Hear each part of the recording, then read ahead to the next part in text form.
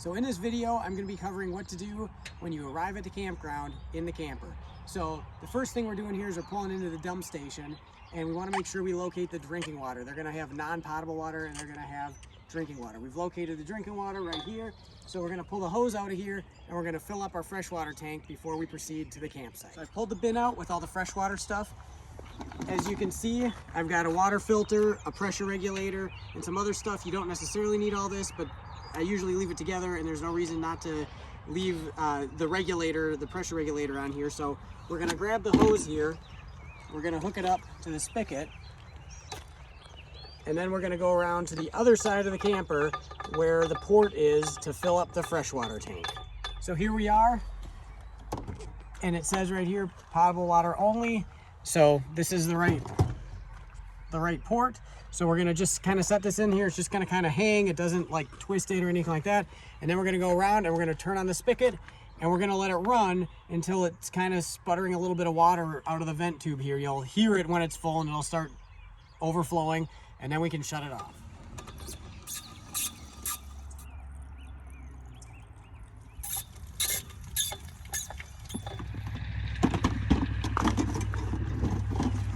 Now we're gonna head to the campsite. So we've arrived at the campsite, we've backed in.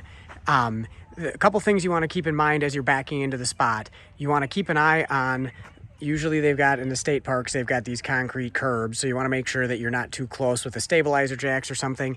You also wanna watch on the other side of the camper where the slide out comes out, that we've got at least 3 feet of clearance so we can open that up. And then the last thing you want to watch for is the power post where we're going to plug in. You want to make sure that you're close enough to that to reach. That is usually never a problem, and in fact in this case we have a non-electric site, so it's for sure not going to be a problem. So one of the first things we're going to look at here, now that we know this is where we want to be, is how level it is. And in this case, side to side is what we need to set before we commit to this spot, and we're close, but we need to bump up the campsite a little bit, the passenger side of the tow vehicle. So we're gonna drive on the leveling blocks in order. So I've got the leveling blocks positioned on the campsite, and I'm gonna back onto them until that side to side level is centered and we're level side to side.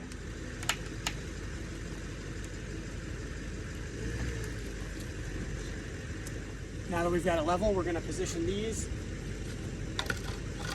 under the front. And then we're gonna hop in the tow vehicle, we're gonna shift it in neutral and let it kind of settle right in the center here. Now that it's level side to side, we can lock it in place because we're not moving it again. And we're gonna do that by putting these wheel chocks between the wheels.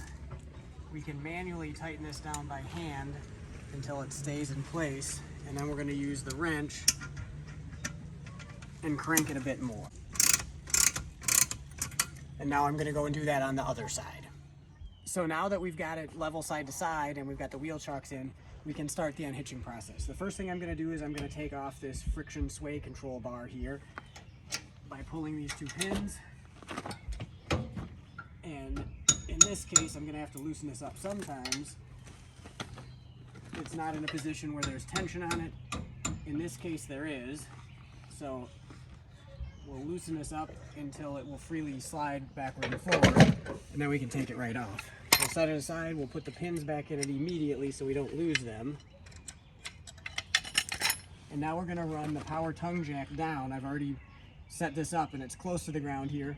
We're gonna run it down the rest of the way. We're gonna start lifting this up so we can take some tension off the weight distribution spring bars, and then with our pry bar, we'll drop these down and release the chains. We want to bring this up a little way so that we don't have a lot of tension on them. So that's what we're doing here. One thing that's critical is that you do not unhook the safety chains until everything else is unhitched.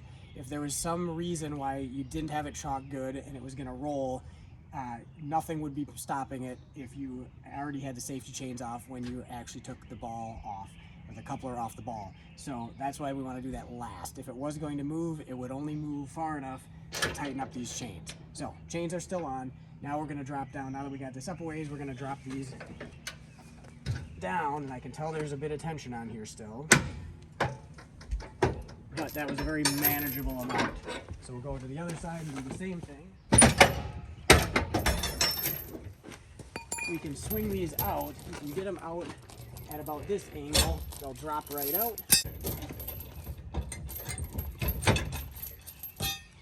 Then we're going to unhook our breakaway cable.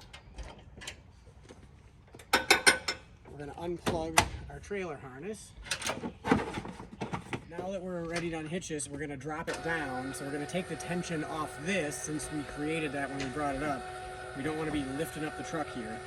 So we're going to slide this lock off, set it aside.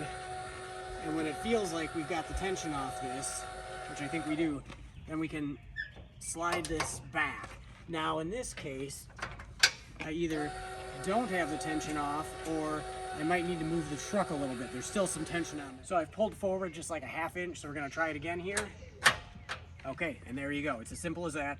Now we're gonna lift the coupler up off the ball.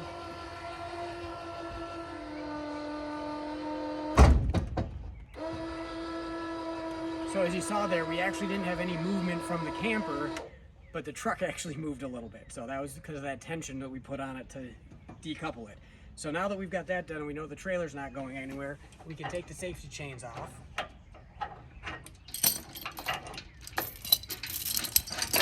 And then I'm going to pull the truck forward so it's out of the way, and then we're going to set the level front to back. Looking at this level on the side here, you can see we're close, but we've got to drop the front down a little bit. So I'm going to use the electric tongue jack to drop the front down just a little bit. We've got the level dialed in now. So now we're going to go around and we're going to drop all these stabilizer jacks down to the ground. I've got a drill in the camper, so all we really need to do is, I like to throw blocks of wood under this. Probably not mandatory, but I like to do that. Then we're going to run these down, line it all up. And an important thing to note is that these stabilizer jacks are not here to lift the camper way up or anything like that. They are just here to make more contact with the ground.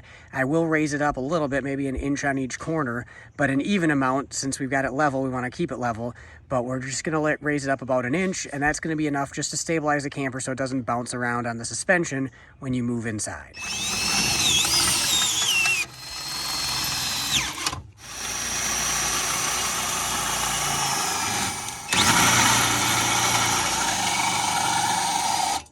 Things we need to hook up if we've got the hookups for it. One would be power.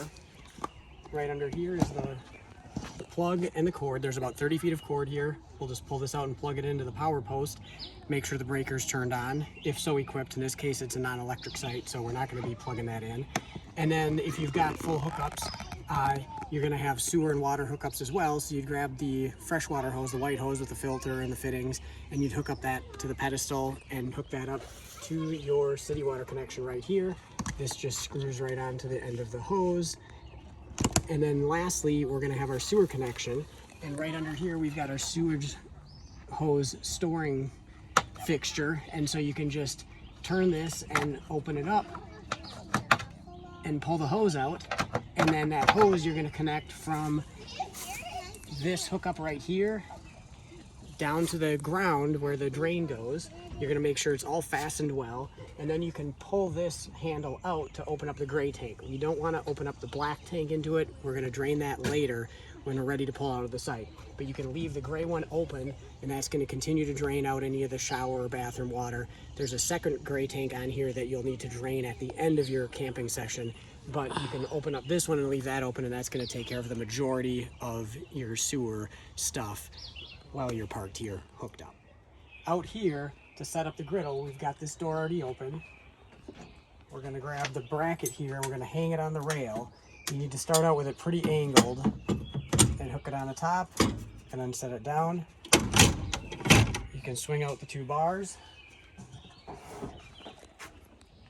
You can grab the griddle and it slides right on. And then we're just going to install these pins. And then either there's going to be a propane cylinder that you can screw on here, or there's going to be a hose that hooks up under the camper.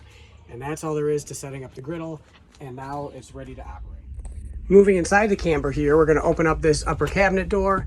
And if we don't have a city water connection, we're going to want to turn on the water pump right there. That's going to provide water pressure from our onboard water tank. If we do have a city water connection, we do not need to turn that on. And then if we're plugged into shore power, we can turn on our water heater. We've got our gas switch and our electric switch. If we're plugged into shore power, we're going to use our electric switch. If we are boondocking, not plugged into shore power, then we would want to use the gas switch. And of course, you want to make sure the propane tanks are turned on to use that, or any of the other propane features on the camper. We're ready to run the slide out. So here everything is. And if we open up this upper panel door here, we've got slide out, in and out. We're gonna hit the out. It kind of goes out at a little bit of an angle and in at a little bit of an angle. So don't worry about it, just run it until you hear the first couple clicks. You'll hear a couple clicks and you can release the button. Right next to the slide out button is the awning button. And we've got awning in and awning out. So we're gonna press the awning out button and we're just gonna hold that down until the awning makes it out as far as we want it, until the flap is hanging down, and then we can stop. You don't have to open it all the way. And if there's any concerns about weather, you want to err on the side of caution and maybe not even extend the awning and just keep it in for the night. Or you can even just run it out a couple feet to get a little bit of rain protection right along the edge of the camper without catching as much wind as you might normally catch. We're pretty much good to go here. We're all unhitched, all leveled out, stabilizer jacks down, so you can fire everything up and start camping.